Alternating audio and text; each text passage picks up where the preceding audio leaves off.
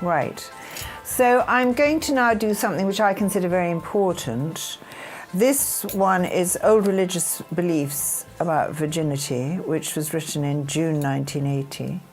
And then I've got something to say about abortion, which is a very serious thing for our humanity. So I will start with this. So here we go. At present time, this is religious beliefs about virginity. At present time, people have mostly turned away from the old beliefs that religion taught them. There are a few Orthodox Jews, Catholics and Christians in the Western world. People in the East cling more to their old religions, but as soon as they become westernized, even they gradually lose their old faith and turn against things that were, after all, a restriction on their old ways of life that their forefathers lead. Girls in the Western world most of the time lose their virginity when they're still at school. And this is considered shocking to many of their parents, who are absolutely distraught to think that their innocent daughters are a prey to any young man who wishes to take hold of them, without thought, concern or care. Parents of boys feel that they are luckier than parents of daughters, and schoolmasters and mistresses try to give instruction to their pupils to alleviate what has now become a very difficult and vexing problem, especially as complete knowledge is not available to anyone in your planet at the present time.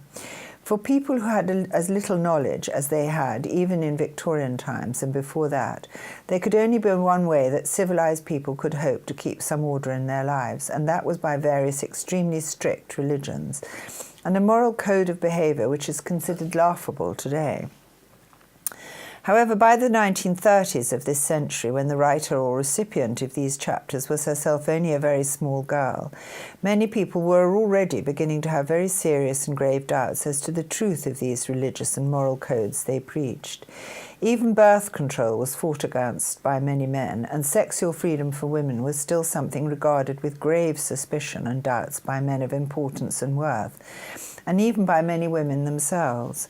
However, all of those times are long past, and your world has progressed in very many ways, but it has not progressed at all in real important knowledge, which can only be given by those of us who have such knowledge, and can do so to some living person who, like the writer, will record it with accuracy and seriousness, and make every effort to see that it does not get to the public.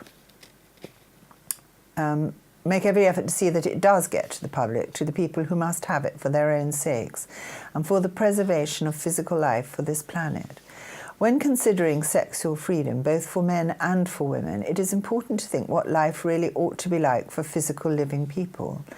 We've already mentioned how important it is for people to remain within their family units and never to lose sight of them, and to find their marriage partners within their own genealogical family, which is extremely important. We have mentioned how it is that all men and women, even of the same race, and even within the same genealogical families, still are not always correctly matched as to the size of their sexual organs. We've also mentioned that all men and women are not either equally matched when it comes to the way in which their bodies work in the electrical frequency of their bodies. We've also mentioned already at great length that unless and until people realize once and for all that all life begins only with the sexual act itself, and with the rearing of children and families and family life, when they can never be assessing properly what physical life is all about. All of the people who today at Christmas build little groups in their churches and make images of the Virgin Mary and her child fail to see the significance of this symbol, because it is only a symbol of family life and of birth. And at the end of this dictation, we have something very important to say about Jesus, his birth, and the reasons why he was born in such a very strange way, which indeed he was. Today you have in your world a tremendous mix of races. In America, where people have fled from many troubled countries, where the black man has been forcibly taken as a slave not so very many years ago. All brown men, all the red men, all the various Salo-Italian and Latin races, many of whom have intermarried with one another. There in America you have one of the most mixed-up nations and there could possibly be in this world. And what does this tremendous mix-up really mean in terms of human happiness? It means that there are born into America people whose spiritual future lives, to put it in terms people apply to life after death, are bleak. We should like to add that we who are on this structure are no more spiritual than anyone else. Spiritual is something living people whose bodies are constructed from decaying flesh and blood think of themselves after their lives are over, as something that floats about rather like some sort of gas and has no substance whatsoever. Can anyone imagine what it would be like to have no particular body, to be a voice coming from nowhere in particular, or some extraordinary monster contained in a test tube or glass bottle like some of the space fiction ideas seen on your television screens? No, we who live on these structures beyond physical life have bodies exactly the same as yours are, but on a completely different structure. The difference is that we do not decay and wait here year after sometimes hundreds of years, until a new life and a family, which is very important, can be found for us to live and release us from a lifetime which sometimes seems interminable, never-ending and forever, and monotonous beyond anyone's understanding who has not experienced it. We digress in this manner to make everything more understandable to those who read these words and who have no concept of any sort of life excepting that which is physical and which they are experiencing now at this present time. Physical life is all connected up to life here, life after death, a life before death, and people must all go to the right places after their lives are over. English people belong with English people. American people have a special country, or a place if you like, where they all live. French, German, Italian, Spanish, etc. And so it is also. Jesus was supposed to have said that in my Father's house are many mansions. Indeed, that is perfectly so, because the universe is enormous. And around every planet there is another world in which its inhabitants live, or in which inhabitants live who would like to have a physical life. But if their planet has been ruined, then they are forced to remain on the rest planes, perhaps forever, without a physical life to live, unless they can be released by people from another planet who are looking for more people in their planet, which may be in its infancy, and this means, as it has meant for the writer of this book, separation from a modern planet where life is worth living to a probably very primitive planet where they have only just learned how to hitch up a wagon, and where life is very often short, brutish, and miserable for its inhabitants. However, physical life is all connected up in a very complicated way to the lives that people must live after death. And there are very many things that must be explained to intelligent living people, so that a code of morals which was once accepted must in the future be resumed, and for a very different set of reasons. Some girls marry impossibly young, and this is not because they really wish to be married, but because they wish to get away from annoying, pestering young men, constantly pulling and snatching at them in a thoroughly disgusting and undesirable way.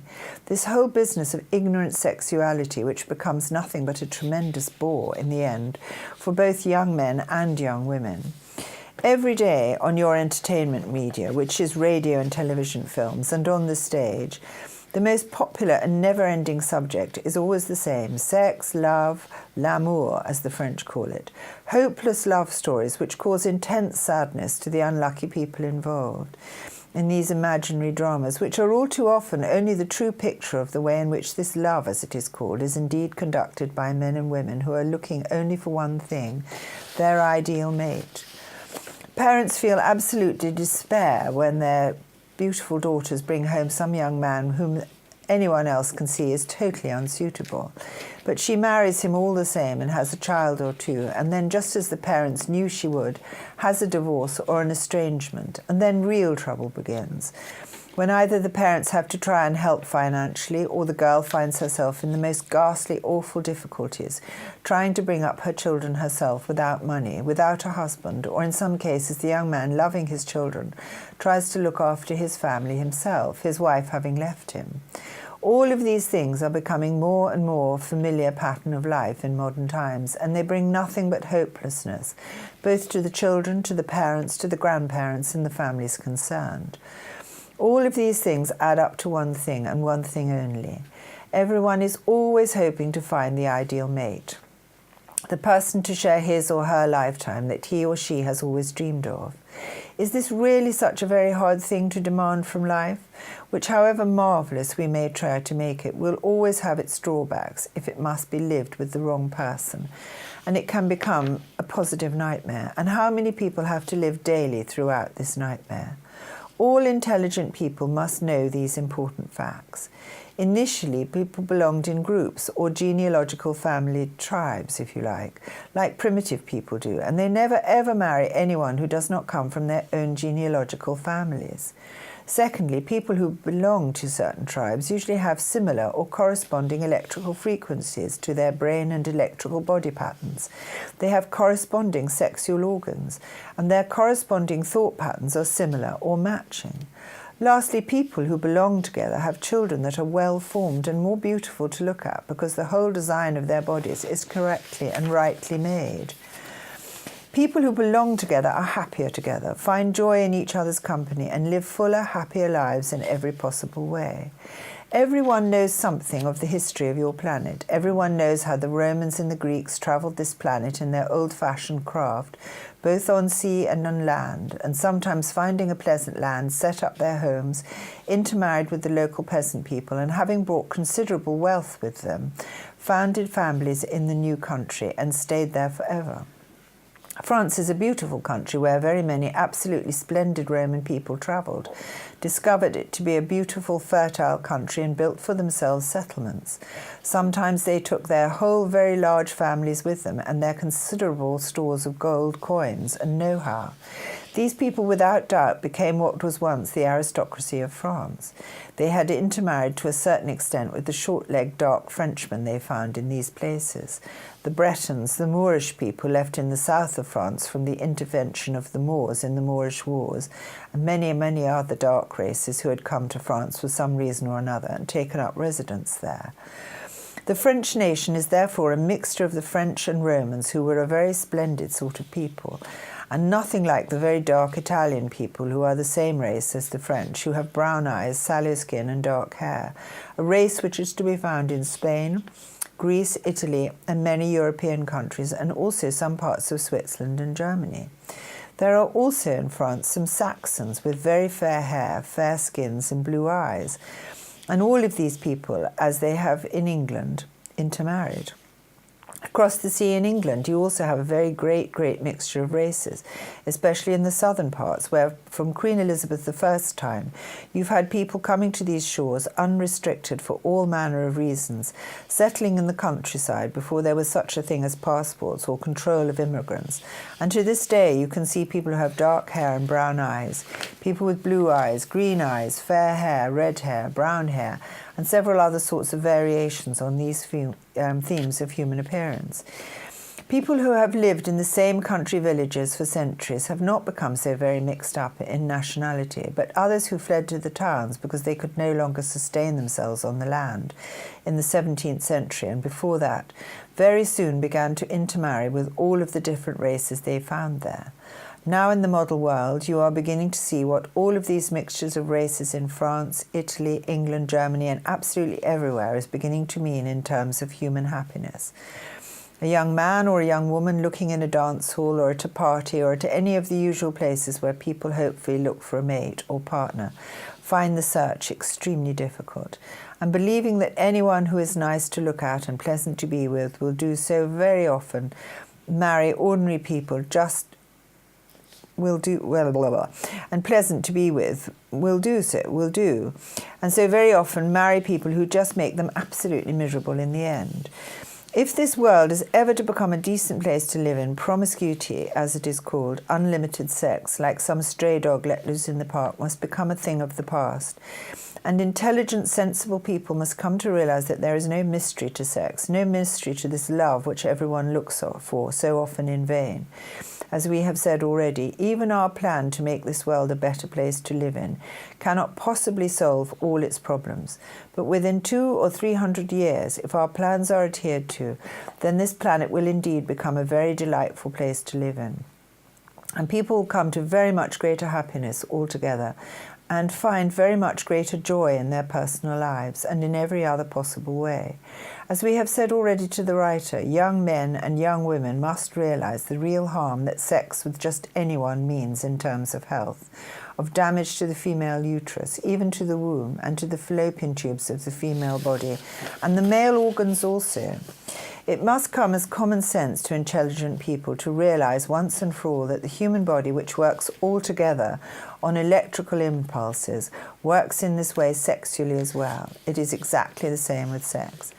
Everyone knows how the company of some people is dolorous, boring and tedious.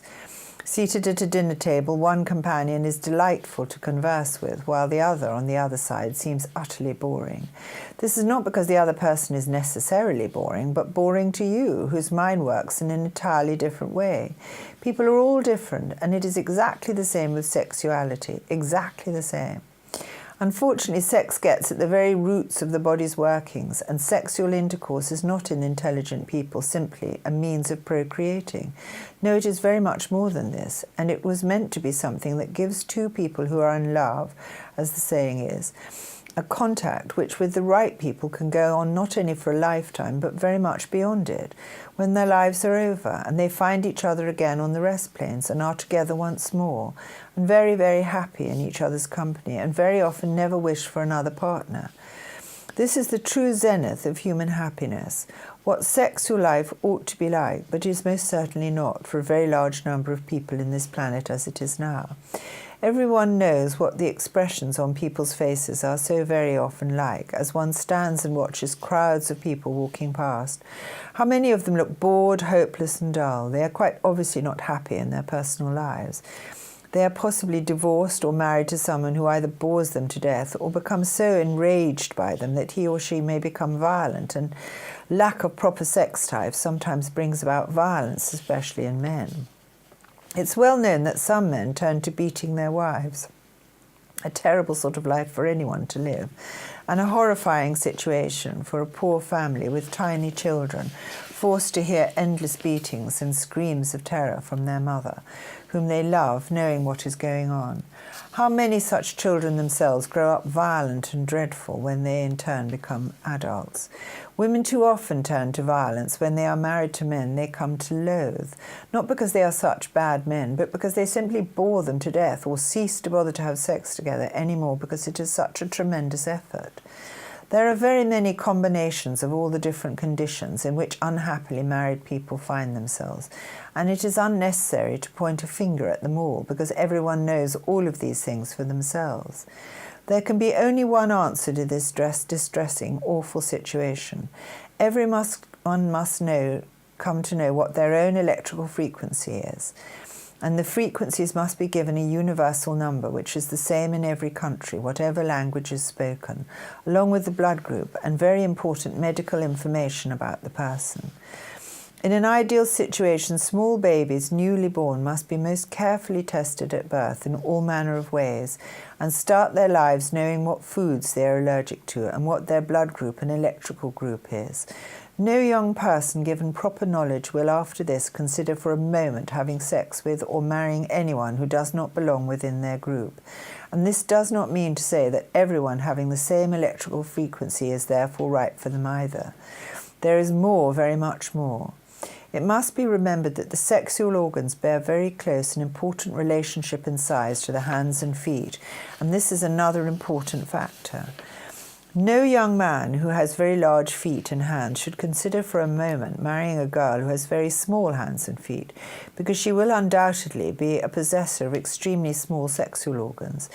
And if such people marry each other, she will not only probably have very difficult births, their sexual lives will never be satisfactory, and indeed may cause terrible pain to the poor young woman, and eventually mean the removal of her sexual and reproductive organs altogether.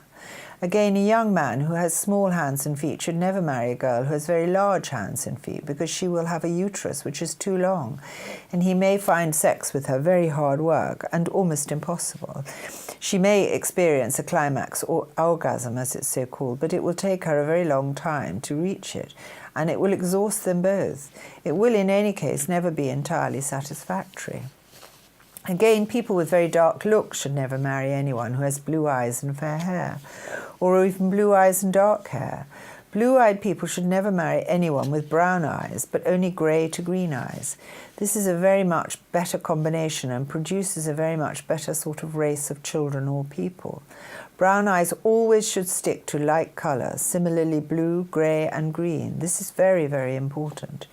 People who have very long features, long faces and high cheekbones are also of a very special race, and they must seek a partner similar. People with short round faces or square faces should always look for someone who corresponds to them, but never, never should anyone marry anyone because he or she is of the right family background and because their mother or father has told them would make a nice husband. How many disastrous, boring marriages are contracted and have been contracted for centuries in this way? It is wrong marriages which cause Mongol children, spastic children, spina bifida with physical deformities of all kinds and sorts, and all manner of autistic and other electrical breakdowns of the brain, which mean dreadful and awful anguish for the parents and a lifetime of servitude to try and bring such children to some sort of proper maturity. The mix-up in your planet of races is terrible, and it can never be totally relieved, but it can be partially and very greatly resolved as the years pass, and what is more, it can be alleviated to such an extent that young people searching for the right partner can find someone who will stand at least a fair chance of making them happy, really happy, and giving them that certain sparkle in their lives, which only the real attraction for someone of the opposite sex can bring to them. This is always and will always be the ultimate in human happiness, and there will never be anything that can possibly, no matter how much advance there is in technology, compensate for it. How then can people find their right mate, their right partners? Only with government-sponsored marriage bureaus, not set up to make money, but to help people give the correct knowledge and the correct data about people in such a way as to not cause embarrassment. There should be forever an end to the terrible business of girls fighting off endless young men, of lonely men constantly neglected by all of the wrong girls because they simply never find the right girls.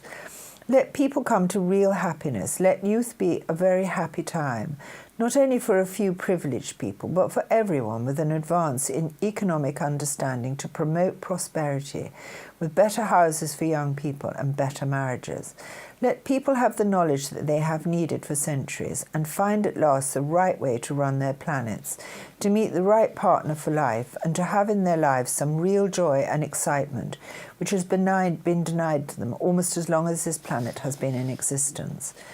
Religious leaders ought to tell its people some of these important facts. It ought not to tell people that there will be, beyond this lifetime, angels, and that those people who are sent into the world to give people knowledge are saints, gods, and extraordinary beings, who, if there were such beings, would be so lonely that they could not possibly bear their lives at all. And this is indeed what has happened in the case of the Saviour for this world, this planet. Why indeed did Jesus, as he is called and known, why was he sent into the body of a woman who had not conceived him? And this is a fact. We must state here and now that he was indeed placed in the womb of a young woman of peasant birth, a young woman of sallow skin, dumpy figure and brown eyes, peculiar to the race of people found around Jerusalem, types of desert country in the Middle East, as it is called. A young woman kept in such constant surveillance and such a strict code of life that she could not possibly have had any sort of sex with any young man, even incest, as it has sometimes been suggested, because even her brothers were never allowed to see her, in fact, or allowed near to her in any way whatsoever. How then could a fertilized egg cell be placed in the womb of a living person? And why is it written in the Bible, the seemingly ridiculous statement that Jesus was the seed of King David? It must be obvious that Jesus was not an ordinary person, that he was not the sort of person that you would miss if you passed him by. It would be absolutely ridiculous to send somebody into the world to bring an important message if he was so ugly and bent or crippled or awful to look at, that his appearance among the people he had come to instruct would be absolutely laughable. No, we have said already, Jesus was tall, handsome and imposing in appearance, absolutely different to the peasant people chosen to take care of him and bring him into the world. How could Jesus have been a descendant of King David, which indeed he was, and was a person closely related to this ancient Bible character? The truth of the matter is, King David had very many wives. This is recorded in your Bible.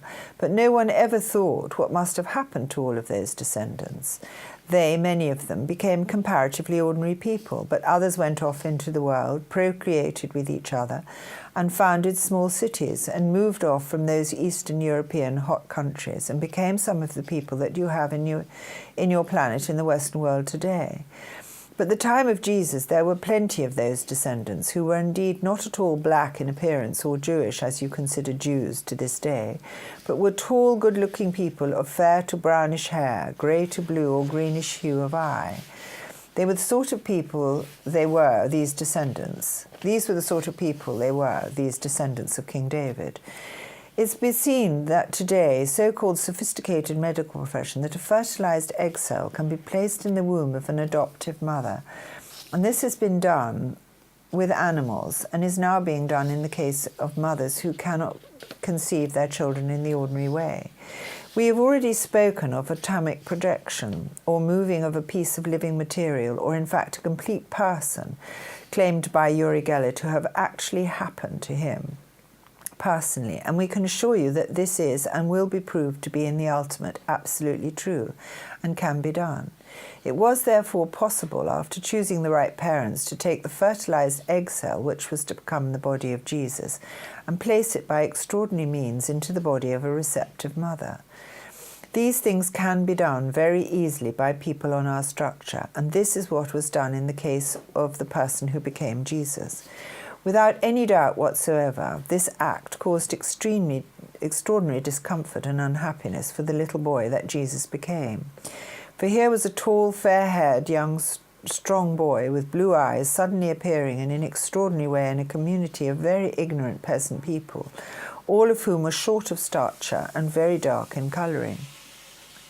The poor child, being seemingly emotionally and exceptionally intelligent, found himself from his earliest years forced to live a life totally alien to him. The point of this birth was to bring something seeming like a miracle about, a miracle which would cause great excitement and a story to begin religion, a religion which ought to have been told its people never to intermarry between races, never to leave or split up the basic family unit, and also to remember the importance of the remarkable yet magical thing which human life and birth really is. Instead of this seeming miracle producing what it was supposed to produce, it has produced all sorts of strange and weird ideas, many of them projected into the minds of living men and women by those in power on our structure, and determined to foster religion for the instruction of living people, which it would in all sorts of ways gear them to strict codes of behaviour, and keep them in total ignorance of the truth of the facts of life. Jesus himself undoubtedly suffered horribly in being taken away from his own people, and this should never have happened to him. It was terrible cruelty on the part of those who thought up this splendidly strange idea and put into this world all of the things that Christians know well. The appearance of so-called angels, stars which were nothing but moving lights to be seen by humble shepherds, and the birth in the stall of the Holy Child. The people who thought up this first idea have long since given themselves decent lives, and their identities have been lost forever, because people do not always remain in office for many, many thousands of years, especially if they find a means of escape. But those of us who are now in power have, many of us, been here for over 1,000 years, and this in terms of human life, on whatever structure which may be lived, is far, far too long to be anywhere at all. Jesus was here for nearly 3,000 years, more like 2,750, and when the terrible short life of his was over, he was, being a very special man, given the tremendous power which he set about using in all manner of different ways, very few of them of benefit, in our opinion, to the planet he was meant to be serving. Here we believe is the first schism or crack in the very structure and basis upon which Christianity is built. The very first message which it was supposed to have given into this planet, because in our opinion no one can possibly do any job which is demanding and important and difficult without he or she has personal happiness in their own lives given to them. To force a young man of good appearance, of arrogance and high birth, to become a humble carpenter was in itself ridiculous, and this without doubt bred in Jesus some of the reasoning which dogged him all the days of the life that he came to live here. I am a prince, he was supposed to have said, not of this world, but of my Father's kingdom, where I shall go. And he always said, "I will sit on the right hand of Almighty God." And indeed, in his lifetime, he really believed these words, only to discover, as so many others have done before and since that lifetime, that there is no such thing as God, only a very large governmental body of men who have the terribly difficult task of running a planet, trying to educate extremely ignorant people who very often, if their gods are taken away from them, which they enjoy, because it's all a fairy tale really, only seize the unfortunate seer or holy man and kill him in some brutish or terrible way. Or if they do believe him, they try to turn him into a god. Let it be remembered that this planet has hardly been a world worth living in until fairly recent times. Jesus most certainly had no intention of ever living in his own planet until it was worth living in. And when he did live in it, he intended to make quite sure that he was going to live a very splendid sort of life, many splendid lives, as a reward for all that he had been through from his previous lifetime. And here, where he was indeed isolated from other people and was forced to work constantly in the government of your planet. People who are intelligent must come to know and understand that this universe is run by men very similar to those who run it in the physical sense. And just in the very same way as those men, they very often make mistakes, and these mistakes lead to disastrous happenings and disastrous wars and dreadful deaths, and so very often the destruction of the whole planet. It is a very, very great pity that there is not this wonderful God, and that there are not marvellous saints, that there are not angels who could help us to do these terribly difficult tasks. However, to tell the whole story of what has been happening in the last 1,000 years is a very difficult and complicated task. There are certain guidelines and rules which must be adhered to, and these have not been adhered to in your planet. There must be royal persons set to rule above their governments, as there is in England, and the English monarchy only stumbled on with difficulty from one century to the other without too much help from the God which every member of these royal families worshipped and believed in. Jesus did have a terribly difficult task to do, but if he had been himself a happier man, if the people that sent him into your planet had done so with greater wisdom, if he had been married very happily himself before he attempted to give his message, if he had lived his life to the full, if he had not come here after terrible, agonizing death, which in truth he did bring upon himself, then we believe we should all have been happier, and there would have been greater happiness given to the people in your planet. But this was never the case. Jesus, along with so very many other bishops, popes, soldiers, statesmen, and very many other splendid people, soon learned when he was put to work here what the real truth was. And once he did so, then he made up his mind to take enormous power himself, and to get so powerful that when he lived again, he could demand exactly what he wanted in his own life. Jesus wanted never to be ordinary ever again, and to be born into an important royal house, possessor of wealth, money and power, and all of the things that people really want. Money has been quoted as being the root of all evil, and indeed it may be, but it is also what everyone really wants, wealth and power. Let no one imagine that people ever wish to be born poor, deprived and in a stable. No one ever does. We shall attempt in another dictation to give as near to the truth about what has been going on in the government of your planet in the last 1,000 years as we possibly can. But for this dictation, which concerns the genealogy and this way in which people must find their right partners, let us say this, that Jesus' basic philosophy was: I never had a wife given to me, I never had any knowledge given to me, I had to suffer. Let the ordinary people suffer. They will undoubtedly perish away anyway in the end, so let it be. And let them have the religion which I was sent to give them, and let them remain what humanity so often is, base, ignorant and cruel, so let it be. So it has remained from that day forward. A few noble people have risen up to try to do something good, and these people always save the day. But most people wish only to get on with their lives and find what happiness they can, however selfishly that may be. Jesus, like so many others, became so involved with the power game, if you like, here, where we all live, that the plight of his poor people very rarely bothered him. Let no one imagine that Jesus never lived, that he was a myth, a legend which never happened.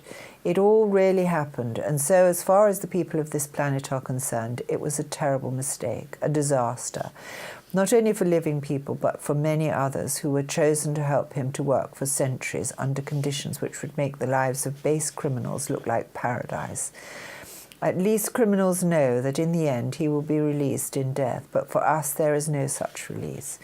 Now we have released ourselves, and we are here in your planet to save the people that we believe are worth saving, and to give the chance to many, many others who are locked away on the rest plains, many, many splendid, intelligent, bright people to live and to make your planet a very much better place for everyone. How else can these people come into being? Without the right people marry the right people and give life to splendid, healthy, well-formed children, born of the right white races and given proper instruction and education and prosperity. Jesus made the greatest possible mistake when he chose to look with disfavour upon those he considered to be his inferiors. In the end, by sheer weight of numbers, by sheer weight of hatred, loathing and despair that they all came to feel, he was dismissed, brought to trial, as he was in his physical life, found guilty and sent away to live like an ordinary person. And so it is that in the end, history has repeated itself. And Jesus will have met now the very fate he most hoped to avoid. People who are given power not only must have happy lives themselves, but they must come to love and to care about those over whom they have authority. They must have concern for others. They must care about the humble girl who can never meet the right young man. They must care about the plight of sad, lonely old people. They must care about those who never have enough to eat. They must think with great concern about the general plight of humanity. Only those people can ever have the privilege of governorship, of the wealth to do it, because it does mean wealth and a certain amount of isolation from the crowds of ordinary people. We should like to end this dictation by saying this hitherto. It has always been maintained that women must remain only at home, looking after the children that she must bring into the world, and doing only domestic chores which no one else ever wishes to do because they are too boring, too demanding, too dull, and only fit for women to do. Let men come to consider what life without women really would mean, what everything without women means, as we here have to suffer such lives day after interminable day by the very order of Jesus Christ himself. Life of such monotony that no one can possibly begin to understand or to express the disappointment, the loneliness, the misery that such a life contains. Let it be considered how men who have governed alone for the past many, many centuries have fared, without women in power. They always end up in the same way, as men alone always end up in the same way, fighting with each other, hating and loathing each other, and this is the way that it has always been and always will be. Men and women belong together, hand in hand, side by side in life, in every possible way, and just in the same way in government. Now in your government of England and in other countries, you will see women beginning to rise to power. And we hope when the book is written, women all over the world will rise up to save their planet, to give themselves up to social and important work among the people, because this is the only possible way that this world will ever be saved, by the efforts of women who do not cause war, who do not like to see little children that they themselves give their very lives and bodies to bring into the world dying. Women bring life, they bring hope, and so it is a woman that we have chosen to do this task and to try and help us to save this planet, except she's no longer alive. So I'm just going to do how the unborn soul, the places and an abortion, and that's it. Are you still there?